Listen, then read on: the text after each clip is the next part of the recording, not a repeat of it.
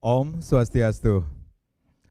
Pemirsa, setelah dikenal dunia sebagai pulau surga bagi wisatawan, Bali kini juga berharap bisa menjadi surganya komunitas digital dunia. Dalam upaya mewujudkan mimpi tersebut, pemerintah Provinsi Bali menggelar Bali Digital Festival atau DigiFest 2022 yang sudah berlangsung dari tanggal 8 hingga 10 April 2022. Bali surganya komunitas digital menjadi topik kita dalam dialog Merah Putih hari ini dari Warung Bali Coffee 63. Bersama saya Made Sugandana Karang. Sudah hadir beberapa tamu saya yang akan kita ajak membahas topik kita pada hari ini. Langsung saja saya akan sapa. Yang pertama ada Bapak Agus Sistio. Beliau adalah Deputi Kepala Perwakilan BI Bali. Om Swastiastu. Selamat halo Bapak Agus. Bagaimana kabarnya? Sehat selalu ya. Baik, terima kasih sudah hadir dan yang pastinya hari ini pun kita sudah menghadirkan dari kalangan akademisi Bapak Bagus Putu Wahyu Nirmala ST Empar. Beliau adalah dosen Institut Pariwisata dan Bisnis Internasional. Om Swastiastu, Pak Bagus. Apa kabarnya? Sehat ya? Terima kasih sudah hadir. Kemudian ada Bapak Gusti Ngurah Puspa Udiana. Beliau adalah Subkoordinator Aplikasi Informatika Diskominfo Provinsi Bali. Om Swastiastu. Pak Ngurah, apa kabarnya? Sehat selalu? Nggih, dan paling ujung ada M. Rida, SPD MPD. Beliau adalah Kepala SMA Negeri 1 Denpasar. Om Swastiastu, Pak Kasek. Apa kabarnya? Sehat selalu ya, baik. Baik, saya ke Diskominfos dulu deh, Pak Ngurah. Kita mengetahui ini beberapa waktu lalu Bali DigiFest sudah dilaksanakan. Nah, bagaimana animo masyarakat terhadap pelaksanaan yang diselenggarakan oleh pemerintah Provinsi Bali ini sendiri kalau kita hubungkan juga dengan Bali era baru ini? Jadi kalau kita melihat animo masyarakat itu luar biasa, Pak, luar biasa. Jadi kalau kita lihat kunjungan, Pak, itu kan kita laksanakan selama 3 hari. Yeah. Walaupun sebenarnya rangkaian pelaksanaan DigiFest kan kita sudah mulai dari sebelum itu, Pak. Dari proses ngopi bareng bersama Bapak Gubernur, menjamu semua komunitas digital yang ada di Bali ya, Pak. Dari komunitas musik, film, art, dan seterusnya, Pak. Bersama startup juga.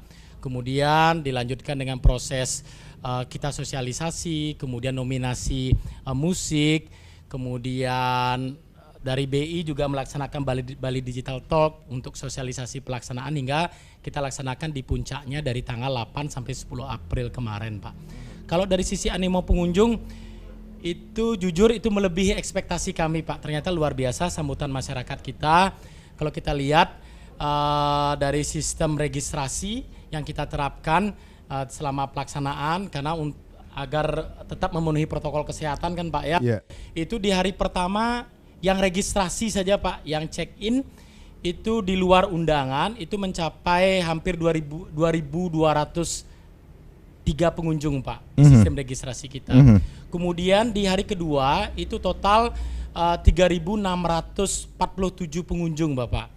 Kemudian di hari ketiga itu sampai hampir 2.700 pengunjung. Itu pun memang kita batasi, Pak. Okay. Di hari pertama itu kita batasi karena pada saat festival musik kan ada kapasitasnya memang terbatas, Pak. Di hari kedua juga kita batasi.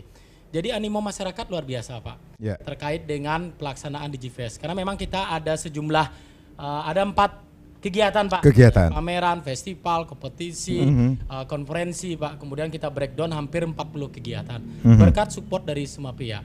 Termasuk dari Bank Indonesia, BPD, seluruh komunitas. Dari dunia perbankan, kemudian seluruhnya, Pak. Ini juga menunjukkan kepada halayak ramai bahkan dunia pun bahwa ini pelaksanaannya juga cukup sukses. Iya. Ini kan awal, Pak. Yeah. Awal, jadi ibaratnya kalau kita Bali itu baru ngentenin, Pak. Jadi membangunkan komunitas-komunitas digital yang ada di Bali ini, Pak. Dari startupnya, dari sisi digital artnya, Yeah. dari sisi musiknya, dari sisi filmnya, kan begitu. Kita baru ngentenin untuk kita siapkan fasilitasi pemerintah Provinsi Bali kan menyiapkan fasilitasi. Berarti ada alasan tertentu atau latar belakang akhirnya diselenggarakan Bali Digital Festival dan pelaksanaannya pun kalau kita lihat ini di daerah pariwisata yang sangat dikenal oleh dunia seperti itu. Ya, benar, Bapak. Jadi berawal dari ide Bapak Gubernur, jadi bagaimana kalau sebelumnya kan beliau fokus ke masalah desa adat Pak ya, peningkatan kapasitas desa adat, mulai dari sisi regulasinya melalui Perda Desa Adat, kemudian dari sisi sistemnya, sistem keuangan desa adat, sampai keamanan desa adat melalui si pandu beradat. Kemudian beliau beralih, oke, ini kita perlu implementasikan salah satu sektor dari ekonomi kreatif Bali Bapak. Karena kalau beliau mengeluarkan kebijakan ekonomi kreatif Bali kan ada 6 sektor unggulan di Bali Pak. Salah satunya adalah ekonomi digital Pak. Nah, mengapa ekonomi kreatif digital ini? Karena ini yang sifatnya paling ramah terhadap lingkungan Pak. Ramah terhadap lingkungan, relatif tidak ada eksploitasi lingkungan, dan edit value-nya bisa tinggi Bapak. Edit value-nya bisa tinggi. Nah, inilah salah satu implementasi beliau melalui penyelenggaraan Bali Digital Festival. Ini adalah yang pertama. Yang pertama istilahnya kita buat dulu, sasarannya kan ada 3 Pak. Ini bisa menjadi media pembelajaran dulu, di dalamnya ada sosialisasi, kemudian kita bisa membentuk jejaring dulu Pak, membentuk database. Kemudian habis itu kita kolaborasi. Nah, harapannya dengan ada kolaborasi terciptalah ekosistem komunitas digital di Bali. Baik. Kurang lebih seperti itu Pak, visi misi beliau terkait dengan ekonomi kreatif digital. Berarti ada alasan akhirnya diselenggarakan Bali DigiFest ini sendiri ya. Memfasilitasi semua komunitas digital agar mereka punya ruang untuk tumbuh kreativitasnya Pak di berbagai bidang. Apakah ini juga untuk mewujudkan transformasi digital yang sedang berkembang saat ini, khususnya di Bali? Oh ya, Bapak? Tepat sekali Pak. Kebetulan pada tahun 2021 itu kan dari Menpan melaksanakan pemantauan dan evaluasi penerapan sistem pemerintahan berbasis elektronik di seluruh institusi di Indonesia Pak. Di kementerian, di seluruh pemerintahan daerah, dan Astungkara Pak, pemerintah Provinsi Bali sebagai satu-satunya pemerintah provinsi dengan predikat sangat baik Pak dalam penerapan sistem pemerintahan berbasis elektronik di Bali. Ini ada 2 hal Pak, sistem SPBI ini.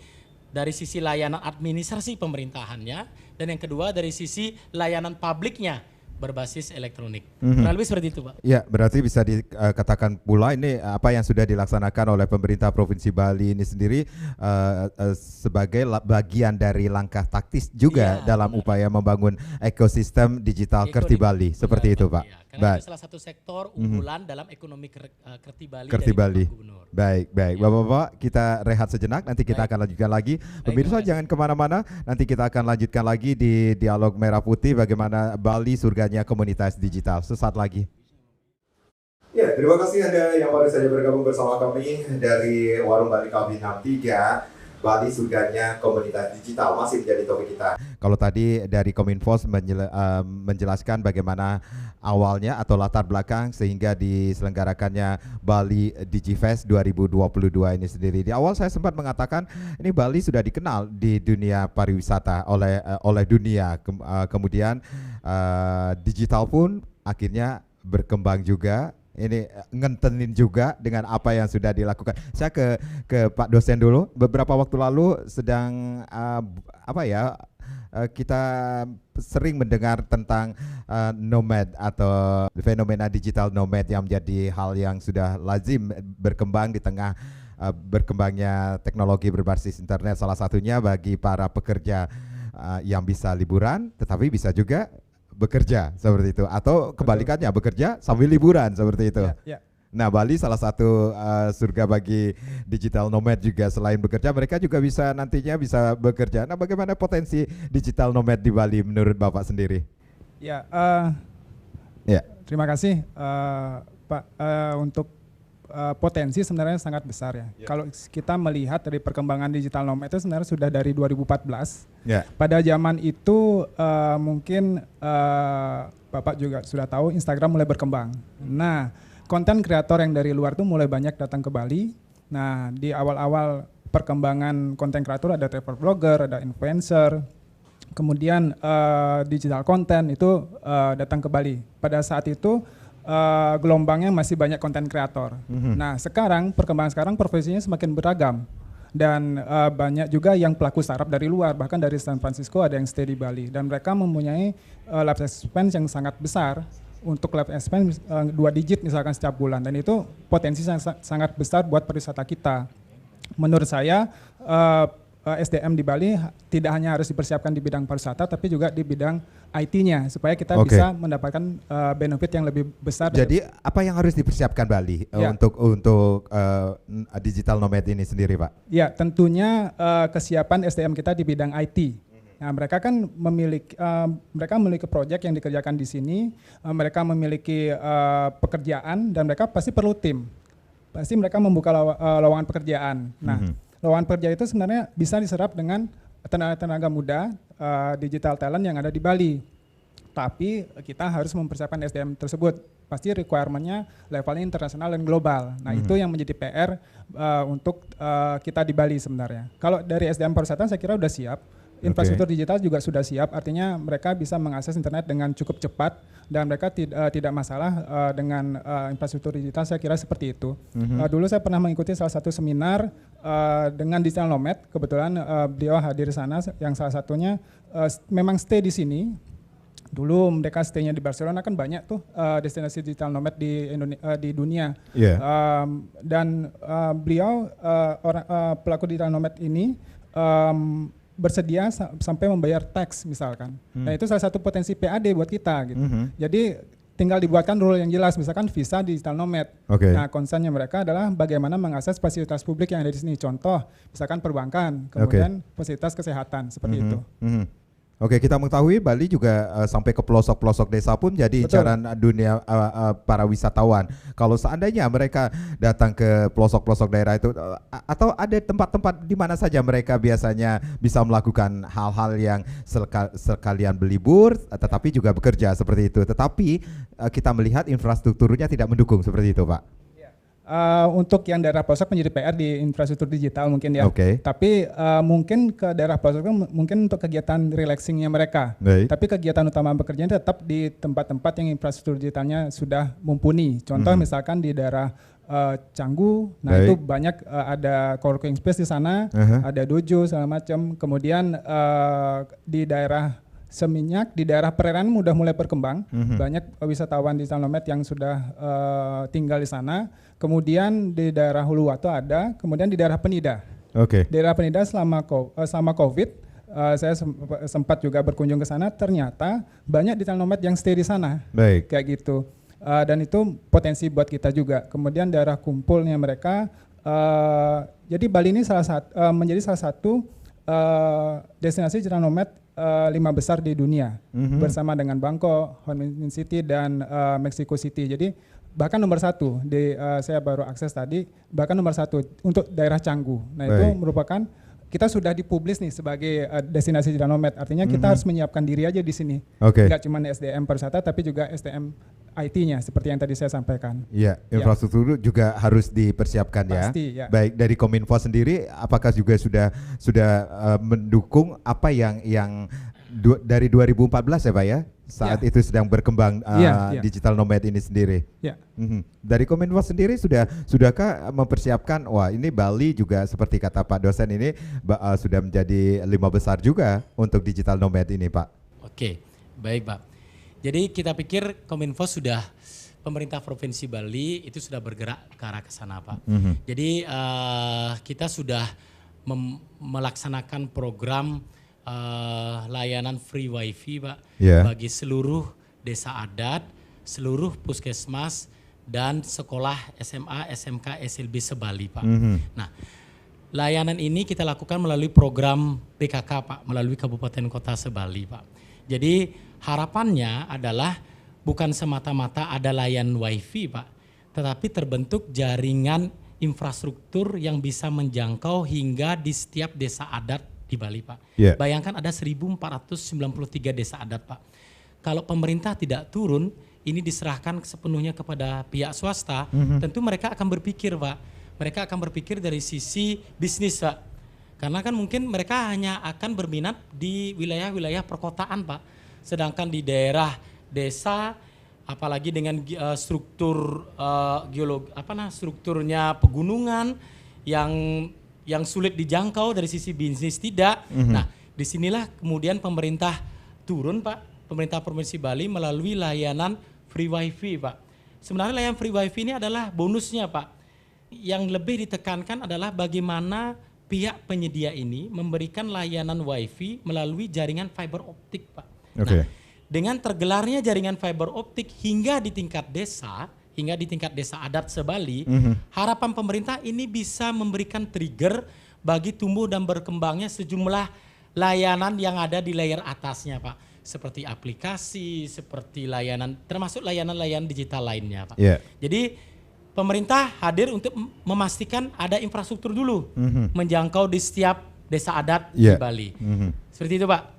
Oke, baik. Seperti kata Pak dosen ini sendiri bahwa ini perlu kerjasama dari beberapa pihak ya Pak ya, dari pemerintahan, kemudian, nah ini kita berbicara tentang dukungan dari perbankan ini sendiri. Pak Agus selaku Deputi Kepala Perwakilan BI Bali ini sendiri. Pak Agus, salah satu juga dari Kominfo mengatakan ini animo masyarakat ketika dilaksanakan DigiFest ini sendiri sangat luar biasa sekali ini di surganya startup digital ini sendiri. Nah, kalau menurut Pak Agus ini sendiri, bisakah Bali jadi surganya startup digital Pak? Potensinya bagaimana Pak?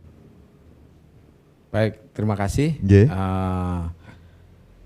Untuk melihat potensi pariwisata digital nomad di Bali, pertama kita melihat secara pertumbuhan ekonomi Bali dalam 2 tahun terakhir itu kan masuk dalam provinsi yang paling lambat pertumbuhan ekonominya, terkontraksi di 2020 itu ini karena pandemi 9, ya Pak ya.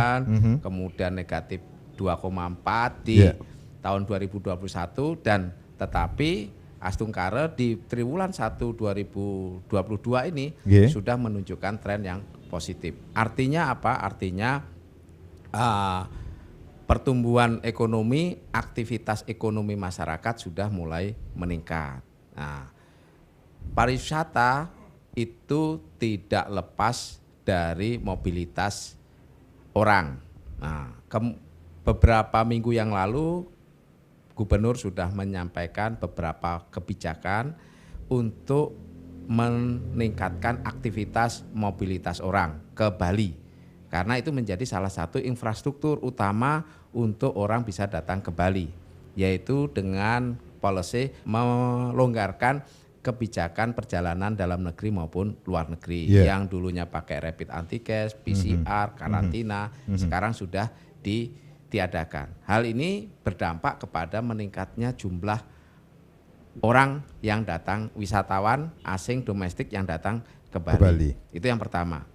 Kemudian yang kedua adalah mengenai Bali sendiri. Apakah Bali masih menjadi primadona untuk tadi, apakah bekerja sambil liburan, liburan sambil bekerja. Dari kalau kita lihat Google di TripAdvisor, itu Bali masih menjadi tujuan wisata favorit nomor 1 di dunia. Artinya Bali sampai sekarang masih ada harapan orang-orang di dunia untuk datang ke Bali. Nah, dan itu menjadi satu potensi untuk masuk ke Bali. Itu yang kedua. Kemudian yang ketiga, kalau kita lihat behavior sekarang dengan masa pandemi, yaitu masyarakat sekarang bekerja secara online. Baik kita belajar, baik kita bekerja, itu semuanya everywhere we can do it. Ya kan? Nah, artinya kalau bisa bekerja sambil staycation dan segala macam itu kan sangat nikmat juga gitu, dan Bali menjadi salah satu sumber.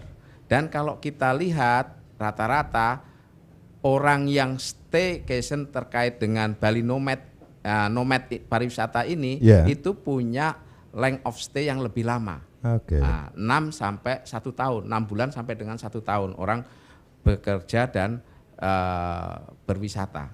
Nah, itu yang pertama. Terus yang kedua, orang yang bekerja nomad itu memiliki spending money yang lebih banyak dibandingkan hanya dia berwisata. Itu sekitar 1.000 US dollar per bulan. Nah, itu menjadi sumber-sumber potensi yang akan meningkatkan pertumbuhan ekonomi. Nah, bagaimana kita harus bisa memfasilitasi itu? Ya, kita harus melihat kebutuhan utama orang nomad itu sendiri. Kebutuhan utama orang nomad adalah satu, yaitu orang akses mudah ke Bali.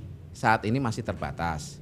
Ya, penerbangan dari direct flight dari luar negeri ke Bali masih 12 kali penerbangan satu hari. Kalau 12 kali saya hitung 12 kali dengan jumlah ya 12 kali penerbangan per hari. 12 kali itu rata-rata satu pesawat 250.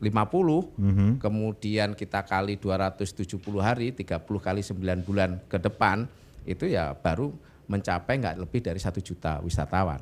Padahal sebelum Covid adalah sekitar 6 sampai 7 juta. Nah, artinya masih jauh dari normal. Pertama dari akses tadi. Jadi kita ya pertumbuhan ekonomi pasti terbatas karena jumlah orang yang bisa masuk ke Bali juga terbatas. Itu yang pertama. Berarti potensi itu ada, tetapi potensi itu akan bisa kita optimalkan apabila satu tadi aksesnya. Ya. Kemudian akses bekerja. Orang digital nomad adalah bekerja everywhere we using the internet, ya kan? Nah, internet menjadi salah satu menjadi syarat utama untuk mereka bisa bekerja mengoptimalkan waktunya. Saya lihat sekarang masih didominasi di Bali Selatan ya. Bali Selatan, Bandung dan segala macam. Bali Utara masih terlihat konektivitas dari internetnya masih kurang stabil. Nah, ini yang perlu mendapat perhatian karena di Bali Utara kan memang daerah pegunungan dan segala macam. Nah, ini yang perlu menjadi satu perhatian supaya kita bisa mengoptimalkan. Itu yang kedua. Yang ketiga adalah perlunya dibangun tempat-tempat fasilitas kesehatan. Ya, kesehatan itu menjadi satu hal yang utama kebutuhan manusia. Nah, dan kita bersyukur kemarin Presiden Joko Widodo itu launching rumah sakit internasional, ya kan? Nah, itu juga menjadi salah satu potensi akan meningkatkan orang akan mau datang ke Bali. Dan yang terakhir, Bali itu dikenal dengan keamanannya. Nah, itu yang harus kita jaga. Sehingga dengan keempat hal itu tadi, maka potensi digital nomad dengan length of stay yang panjang, kemudian spending money yang lebih banyak, itu otomatis akan meningkatkan fasilitas, meningkatkan pertumbuhan ekonomi yang menjadi semakin lebih cepat. Mungkin itu berarti Bali sudah memiliki modal ya Pak ya untuk menuju digital nomad di pariwisata ini sendiri ya Pak ya. Tergantung bagaimana Bali mempersiapkan lebih baik lagi. Baik, kita rehat kembali. Pemirsa jangan kemana-mana, kami akan kembali saat lagi. Ya, Bali surganya komunitas digital masih menjadi topik kita di Dialog Merah Putih. Kalau tadi Pak Agus menyatakan akses yang sangat penting sekali. Dan kalau kita melihat bahwa beberapa tempat menjadi tempat favorit, kemudian ada beberapa tempat yang menjadi perhatian seperti dari Diskominfo sendiri ini apakah sudah menjadi perhatian dari kalau kita melihat Bali Selatan dan Bali Utara itu juga menjadi perhatian juga untuk mewujudkan salah satu konsep ekonomi Kerti Bali yang merata di seluruh Bali ini sendiri, Pak? Baik, terima kasih.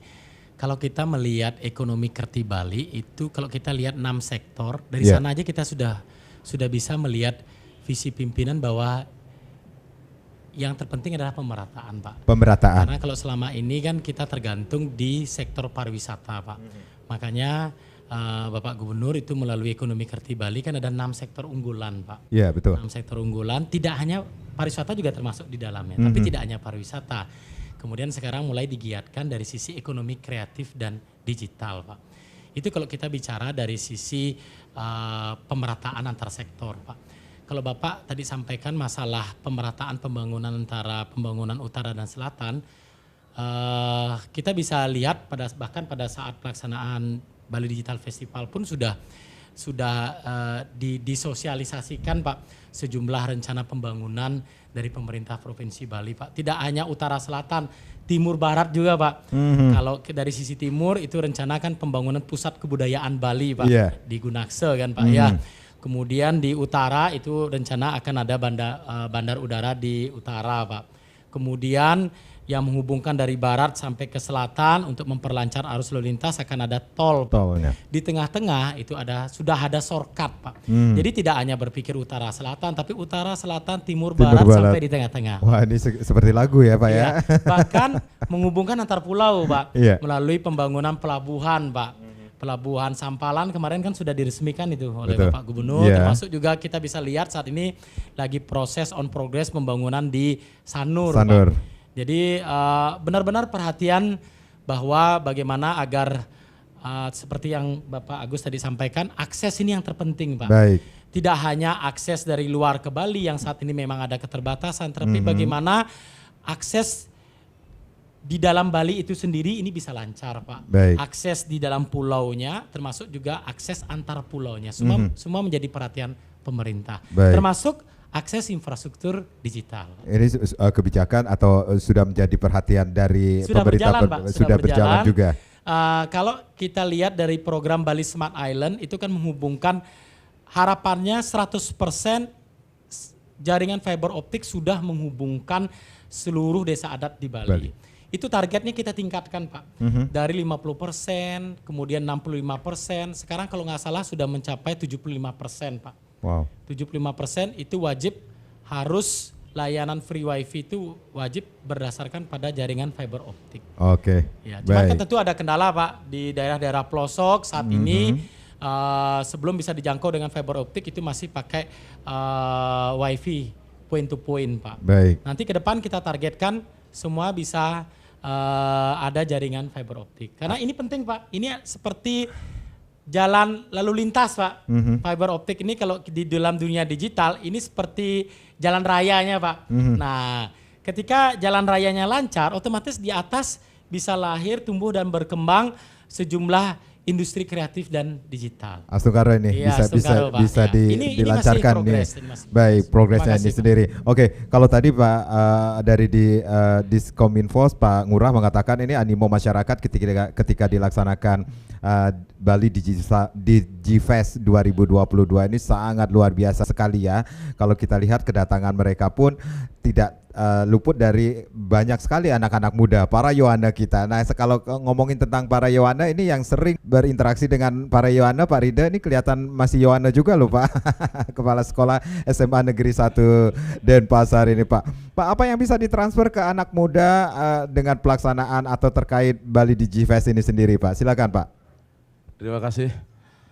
Pelaksanaan Bali Digital Festival ini memang sesuatu yang baru untuk di Bali. Iya. Nah kemarin kita dari dunia pendidikan hampir semua stakeholder pendidikan juga hadir ke situ gitu. Ketika hari pertama dibilang Pak Ngurah kita juga ikut ngantri waktu itu Pak. Untuk ngantri masuk. Karena didata dulu kan waktu itu kan. Nah seperti itu. Kemudian kita juga menyempatkan beberapa anak karena kita tahu di zaman modern seperti sekarang ini tidak bisa lepas dari dunia digital termasuk dunia pendidikan Pak. Dalam bidang pendidikan dengan adanya hal-hal yang bersifat digital, anak-anak bisa langsung belajar secara mandiri seperti itu. Iya. Seperti itu, sehingga kemajuan-kemajuan digital itu anak-anak sudah nggak perlu diajarin lagi, mereka sudah bisa dan mampu Pak. Jadi dengan adanya wahana pameran Bali Digital ini itu lebih terarah lagi dan kita punya wadah seperti itu untuk anak itu. Dan kita lihat anak-anak kemarin banyak sekali mencoba hal-hal baru di pameran tersebut gitu. Yeah. Yang paling menarik kan kemarin ada Gender Dunia Maya itu ya. Yang ya itu banyak mencoba gitu Rindik itu. Kemudian aplikasi-aplikasi juga lengkap kemarin di situ Pak. Terutama mengenai game-game ya ini juga sebenarnya kan mempengaruhi belajar tapi itu memang mainan anak-anak juga seperti itu. Sehingga hal ini sangat positif disambut bagi dunia pendidikan terutama pada anak-anak remaja terutama yang ada di sekolah saya di SMA Negeri 1 Denpasar. Seperti itu Pak Karang. Iya, berarti anak-anak dari Semansa juga sangat antusias sekali ketika dilaksanakan di DigiFest ini sendiri. Bahkan mungkin ada beberapa kegiatan yang dilombakan anak-anak juga ikut sebagai peserta Pak? Ya, karena anak-anak sudah terbiasa Pak seperti lomba gamer, lomba PlayStation dan seperti itu terbiasa anak-anak gitu. Jadi mungkin di sela-sela penat-penat mereka belajar itu bisa menjadi suatu refresh bagi mereka seperti itu.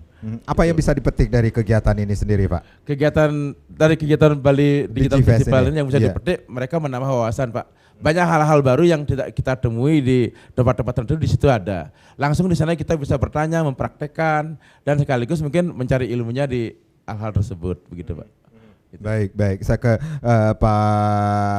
Pak Bagus Putu Wahyu Nirmala, niki dosen Institut Pariwisata dan Bisnis Internasional. Seperti kata Pak Agus tadi, ini ada beberapa tempat yang memang menjadi base campnya para nomad, digital nomad ini sendiri, di Canggu, kemudian di beberapa tempat lah bisa kalau disebutkan tadi. Nah, ini bagaimana caranya Pak? Apakah Bapak punya bisa dikatakan untuk menarik para wisatawan?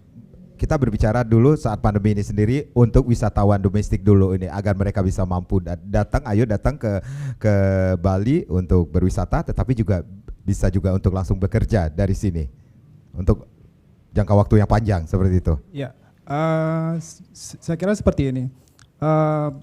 Fenomena bekerja dari Bali itu kan sudah pernah digaungkan ya waktu itu, ada work from Bali. Nah, waktu itu banyak memang tidak hanya dari pemerintah tapi juga dari startup juga, staff dan pegawainya banyak yang kerja dari Bali.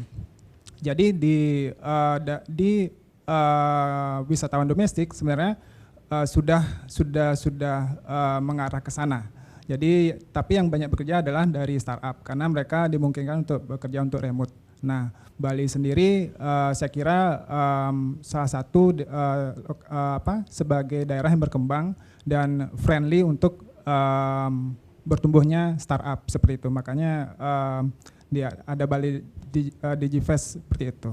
Saya kira seperti itu. Ini berarti ada karakter yang bisa kita ketahui dari para wisatawan nomad ini sendiri, Pak? Karakternya emang berbeda ya. Jadi maksudnya kalau kita dulu berbicara pariwisata leisure, pariwisata mass itu memang sangat berbeda. Mereka lebih independen. Jadi mereka small group gitu, tidak perlu besar-besar. Kemudian mereka lebih banyak menghabiskan waktunya daily work. Jadi dari 9 to 5 untuk bekerja, kemudian setelahnya itu baru relaxing seperti itu. Dan dari seperti yang dijelaskan oleh Pak Agus dari BI, mereka spending money-nya memang besar. Nah, itu yang lumayan itu menjadi potensi yang besar buat pariwisata di Bali.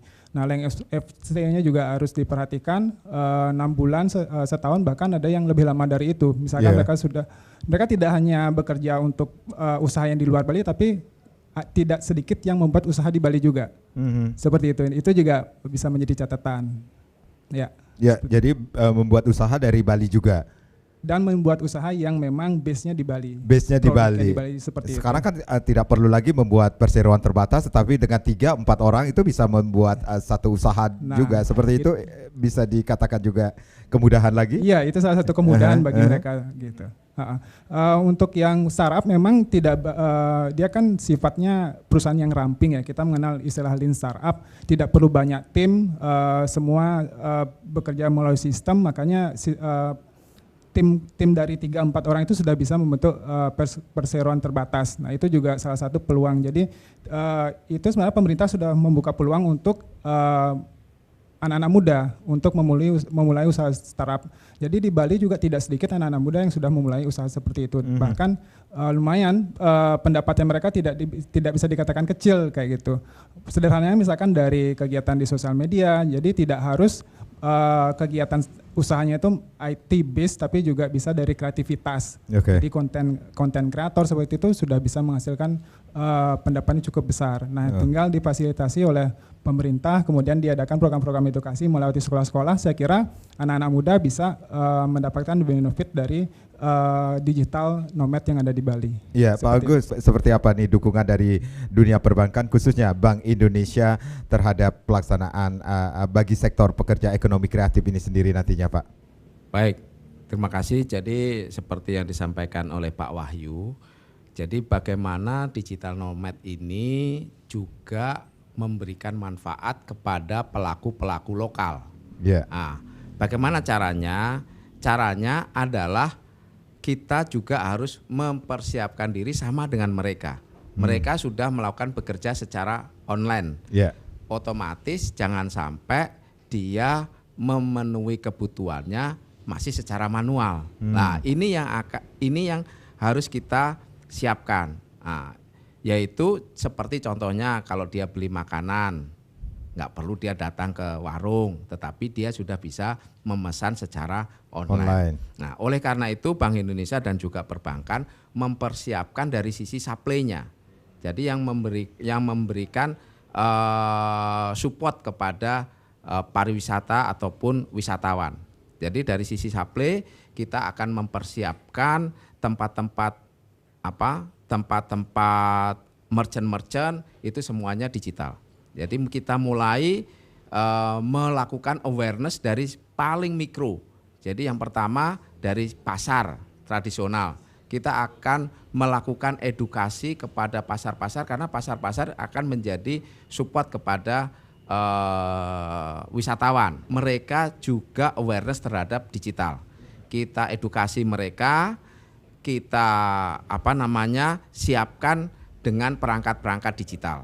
Jadi salah satu yang kita kembangkan adalah pembayaran secara digital, yaitu dengan kris. Itu mau di pasar, di tempat wisata, di kesehatan, di semua sektor kita persiapkan dengan sarana-sarana digital. Itu yang pertama. Yang kedua dari sisi supply, tentunya untuk mensupport kepada para wisatawan yang akan datang, mereka akan membutuhkan namanya modal. Yang dulunya dia sedikit, otomatis dengan bertambahnya permintaan akan meningkatkan modal dari mereka. Nah, untuk mencari modal, akses kepada perbankan, kita juga akan permudah. Dia nggak perlu datang ke bank, dia nggak perlu datang ke tempat-tempat financial institution. Secara digital dia akan bisa. Nggak perlu dia nanya berapa laporan keuangannya, nggak perlu. Karena pembayaran di warungnya, di toko-tokonya, semua sudah digital dan terrecord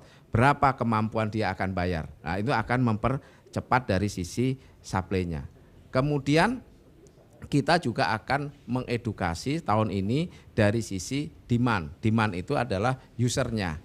Jadi tidak ada kepada sisi supply, tetapi karyawan atau pekerja-pekerja yang nanti akan mendampingi wisatawan dan segala macam, dia pun juga sudah terbiasa menggunakan sarana-sarana secara digital. Nah, dia mencari tahu informasi pariwisata di mana keunggulannya, apa yang perlu diperhatikan dan segala macam, termasuk bagaimana cara membayar, dia sudah diedukasi dengan cara digital. Harapannya dengan kesiapan di digitalisasi di pelaku-pelaku lokal itu akan bisa mensupport mereka. Itu yang pertama. Yang kedua, kita juga ingin meng-create UMKM kita juga tidak hanya menjadi pelaku, tetapi juga menjadi penikmat.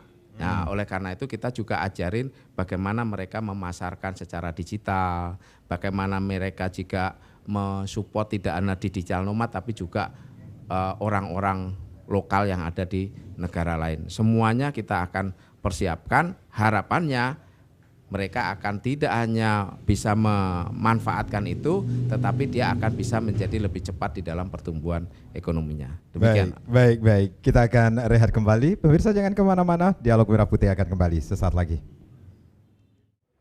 Ya, Bali surganya komunitas digital masih menjadi topik kita di Dialog Merah Putih hari ini. Bang Ngurah, ini kalau kita berbicara tentang tarif nih, nah ini tarif internet ini semakin mahal ini. Apa itu menjadi sebuah kendala atau perlu diperjuangkan lagi nih Pak? Terlebih pangsa pasar internet di Indonesia termasuk juga urutan tertinggi, termasuk juga di Bali nih.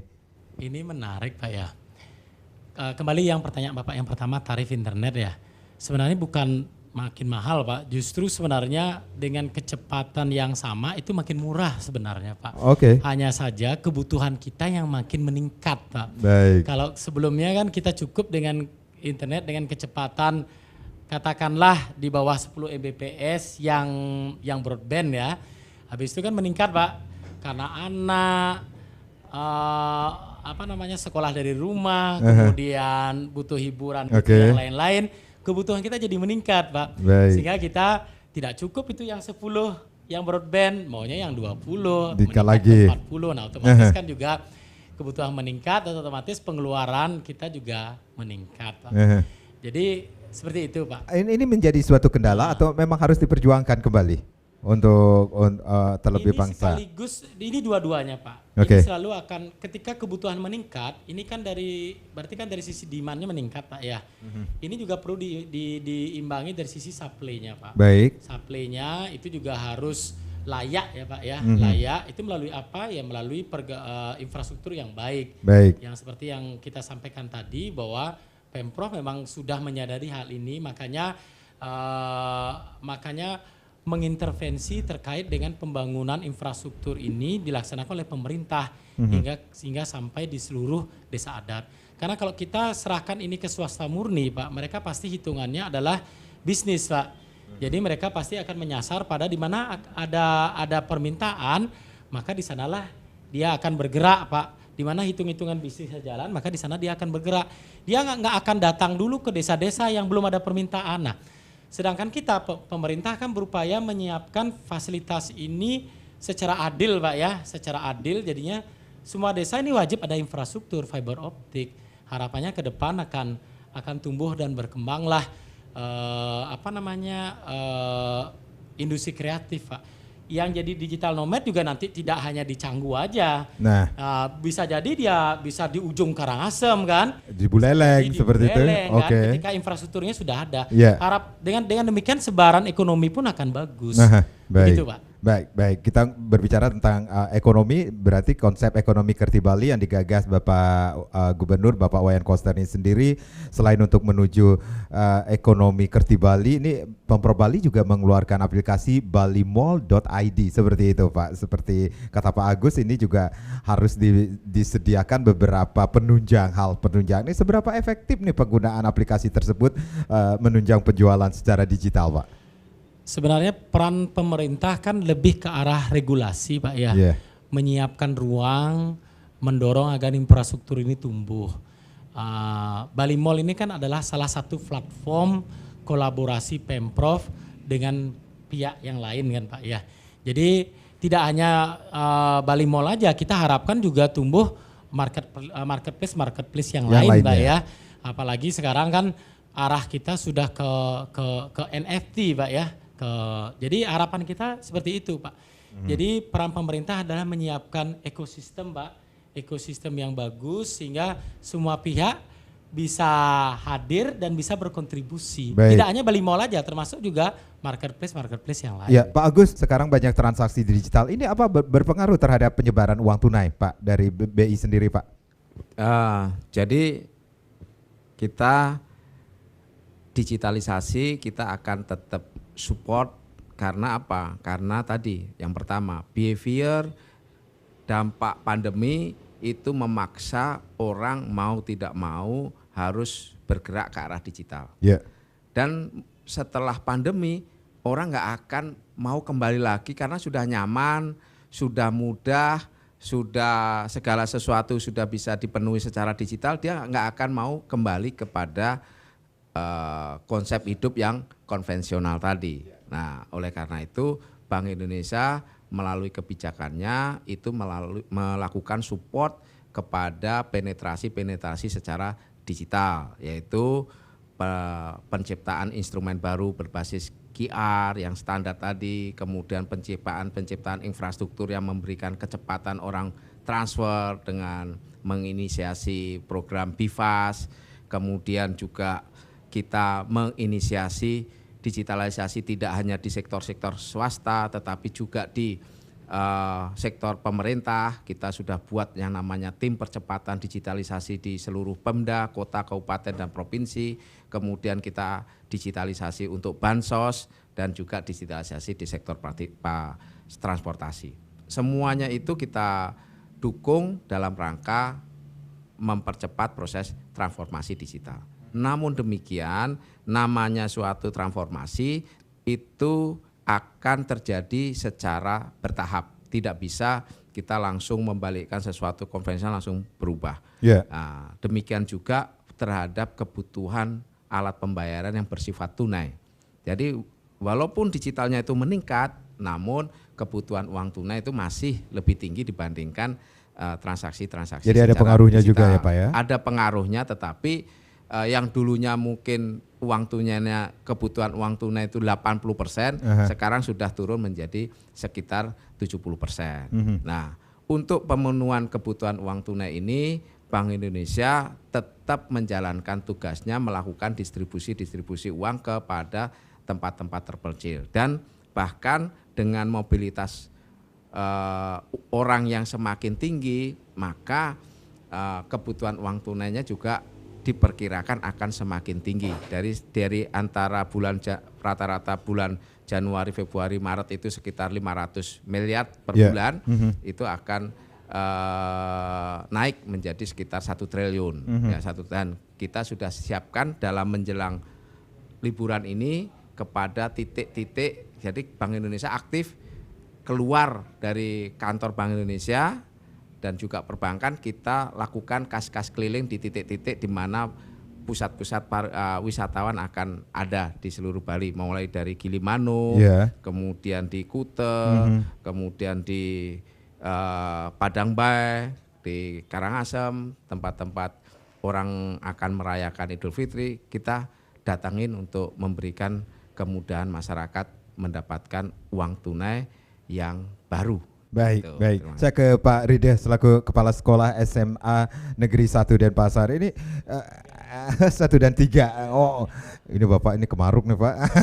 2 sekolah. Karena pensiunnya sama 3 ya. Pak Rida, apa yang begitu pentingnya media digital bagi para Yowana kita saat ini sendiri Pak? Ya, kita terus terang aja, jujur sekali, setelah adanya musibah COVID yang selama 2,5 tahun, anak-anak tidak belajar dari sekolah, syukur sekali ada media digital. Coba kita bayangkan, seandainya nggak ada media digital, ke sekolah nggak boleh, media itu nggak ada, 2,5 tahun kita nggak akan sekolah dalam kebutaan seperti itu. Tapi syukur sekali dengan adanya digital ini, anak-anak bisa belajar secara daring. Dan mereka bisa mencari materi-materi pembelajaran yang tidak mereka ketahui melalui media-media tersebut. Jadi di sini sangat mendukung sekali terhadap proses pembelajaran tersebut. Nah, di sini satu hal yang nggak boleh dipisahkan. Di sini tentu saja akan ada juga masalah, yaitu masalah pendidikan karakter gitu ya. Masalah karena digital tidak bisa karakter. mewakili guru dalam hal karakter gitu ya. Sehingga figur guru tetap juga harus diperlukan sebagai teladan, contoh, perilaku dan sebagainya. Cuma fungsinya di sini tidak lagi maksimal sebagai pentransfer ilmu, tapi mungkin sebagai pendamping, sebagai pembimbing ya, supaya mereka tidak keluar dari hal-hal yang ada dalam dunia digital tersebut. Sebagai teman istilahnya seperti itu gitu. Karena pembelajaran modern kan seperti itu. Teman sebaya ya gurunya juga bisa seperti itu fungsinya gitu ya. Seperti itu ya. Karakter yang tidak boleh tergantikan itu tidak boleh tergantikan ya. Tidak bisa ditergantikan ya Pak ya. Benar. Baik. Ya. Tapi ada feedback nggak Pak ketika dilaksanakan Bali Digifest ini sendiri Pak? Ya, bagi anak-anak banyak sekali begitu ya. Dari awal kita memang sudah tahu manfaatnya digital itu besar sekali bagi dunia pendidikan. Dengan adanya pameran seperti itu juga menambah lagi pengetahuan kita sebagai pendidik gitu ya. Jadi maksimal sekali ternyata fungsi dari dunia digital tersebut gitu ya.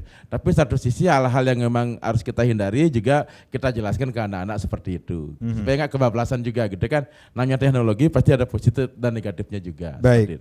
Saya ke Pak Wahyu, Pak dosen. Nih SDM Bali ini sudah siap untuk menyambut wisatawan digital nomad ini sendiri, tourism seperti itu.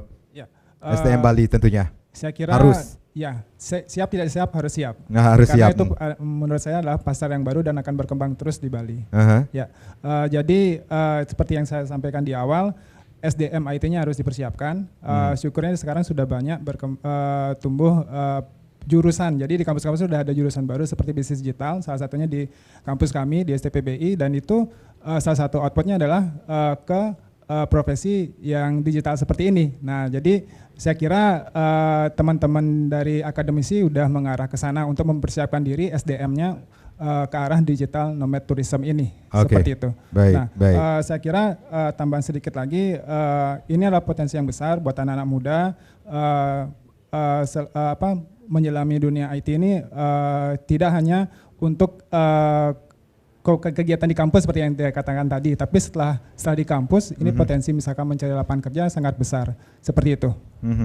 Baik. Jadi kalau kita berbicara ini SDM Bali juga mau tidak mau harus mempersiapkan diri. Baik. Kedepannya ini akan berkembang lagi ini. nomad tourism ini sendiri, digital nomad tourism ini. Betul ya, karena saya sebenarnya pelaku startup digital juga. Jadi kita sudah mengembangkan dari tahun 2014 dan memang di sana gelombangnya banyak yang tadi seperti saya katakan konten kreator. Jadi itu waktu itu sosial media sangat naik dan sampai booming. Salah satu destinasi di Bali adalah Nusa Penida tahun 2015-2016 sampai viral di mana di sosial media di Instagram. Itu di mana sih ada T-Rex cliff itu ternyata itu di Bali gitu, dan itu mirip sama destinasi yang di luar Bali. Jadi viralnya itu tidak hanya dampaknya ke pelaku startup tapi ke daerah. Buktinya sekarang di Penida persentasenya sangat-sangat berkembang. Baik. Seperti itu. Baik. Saya ke Pak Agus. Pak Agus, berarti masyarakat Bali khususnya pada saat pandemi ini sendiri harus siap, tidak siap, harus bersiap diri untuk menuju ke arah digital ini sendiri. Masyarakat Bali jangan hanya jadi konsumen saja, tetapi harus juga menjadi produsen pelaku digital kah? Seperti itu Pak Agus? Ya, benar. Jadi mau tidak mau, harus tidak harus, digital itu harus menjadi persiapan pertumbuhan ekonomi yang lebih baik di tahun 2022. Gubernur Koster sudah memulai kemarin dengan acara DigiFest dan ini memberikan dampak yang luar biasa kepada siapa? Kepada masyarakat Bali, bahwa Bali sudah siap dengan digital. Kemudian yang kedua, memberikan dampak kepada keluar bahwa Bali siap untuk menerima digital nomad dari berbagai negara. Dan yang ketiga, Bali juga siap menyelenggarakan event-event yang berskala internasional. Baik. Dengan demikian yang sudah disiapkan dan diselenggarakan dengan baik atas prakarsa dari Bapak Gubernur, kita semua mensupport bahwa ini akan memberikan dampak yang luar biasa. Dampaknya terhadap pelaku digital Bali, kemudian pertumbuhan ekonomi Bali juga. Baik, Pak Ngurah dari Kominfos nih, saya mau tanya dulu nih, ini Pak Ngurah, bisakah digitalisasi dan kearifan lokal tumbuh bersama? Karena seperti Pak Kasep mengatakan, karakter tidak bisa dirubah dari dunia digital seperti itu. Harus bisa Pak. Bahkan dalam penyelenggaraan Bali DigiFest kemarin pun kita banyak memasukkan unsur-unsur kearifan lokal Pak. Seperti contohnya Masatwa Digital Pak. Baik. Kalau dulu zaman saya SMP, seperti Pak Kasep SMA, mengatakan menggender. Iya. Iya. Termasuk juga tadi bagaimana kita bermain gamelan Bali secara virtual Pak. Iya, baik. Secara virtual termasuk Masatwa Digital dikemas dengan teknologi digital Pak. Itu bahkan kita ada 2 sesi kemarin Pak. Bagaimana Mas Satwa ini kan orang melihatnya ini terlalu old fashion Pak ya, tapi ketika dikemas dengan teknologi digital ini menjadi hal yang baru dan modern Pak. Begitu juga masalah bermain rindik, mungkin selama pelaksanaan pameran yang stand rindiknya yang paling ramai Pak. Jadi orang ingin nyoba ini gimana saya bermain rindik di dunia virtual begitu. Baik.